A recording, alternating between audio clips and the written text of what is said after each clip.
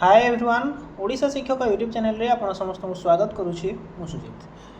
तो फ्रेंड्स देखंतु आज माननीय हाईकोर्ट को तरफ खास करी शिक्षक शिक्षयित्री मानक पई बहुत बड़ गोटे सूचना आसी जोटा कि समस्त शिक्षक शिक्षयित्री जानिबा निहाती दरकार कहीं ना बहुत इंपोर्टेंट खबर रही।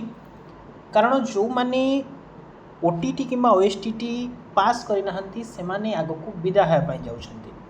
डिटेल्स आलोचना करवा विषय तेणु भिडियो को संपूर्ण रूपे देखिए जहाँ इनफॉरमेशन रही मुझे सहित शेयर करी। तेणु भिडियो को कम्प्लीटली देखिए ता सहित जो मैंने चैनल टी को आम सब्सक्राइब करनी कारण आगामी दिन में एभली हेल्पफुल कंटेंट आम चैनल रू पाइपर। तो फ्रेंड्स देखो आज जहाँ कि हाईकोर्ट निष्पत्ति आसी शिक्षक शिक्षयित्री को चाकरी विदा कर देखूँ मुझे डिटेल्स कहि भिडियो को शेष पर्यंत देखिए। प्रथम कथा ये कहि देखो जो टीचर मानकर ओटीटी किंबा ओएसटीटी अर्थात टीटी टीचर एलिजिबिलिटी टेस्ट रे जो माने पास करि पारना क्वालिफाई करि पारना से चाकरी विदाय करा जिवो।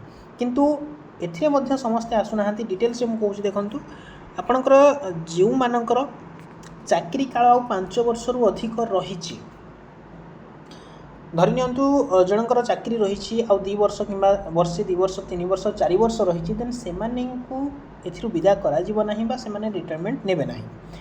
केउ माने नेबे जो मानकर चाकरी आहुरी बयस सीमा 5 वर्ष रही अर्थात जो मानकर चाकरी समय सीमा आहुरी 5 वर्ष आगक रही से मानकर जदि ओटीटी किंबा ओएसटीटी क्वालिफाई न करिसंती ताहले हाईकोर्ट का तरफ जहाँकि निष्पत्ति आसी से माने निजे रिजाइन देबे अदरवाइज से विदाय करा जीवो। ये गोटे निष्पत्ति आज आसी हाईकोर्ट का तरफ और यहाँ समस्त शिक्षक शिक्षयित्री मानक बर्तमान आश्चर्य कला भाई निष्पत्ति जो मैंने खास करी ओटीटी बा ओएसटीटी क्वालिफाई करना देखो आ गोटे टाइम दि जाइए 2 वर्ष भितर से क्वालिफाई करवा दरकार से टाइम मैनेजमेंट दि जाइए 2 वर्ष भितर से यहाँ पास करवा दरकार अदरवाइज से चाकरी विदाय करा जिवो।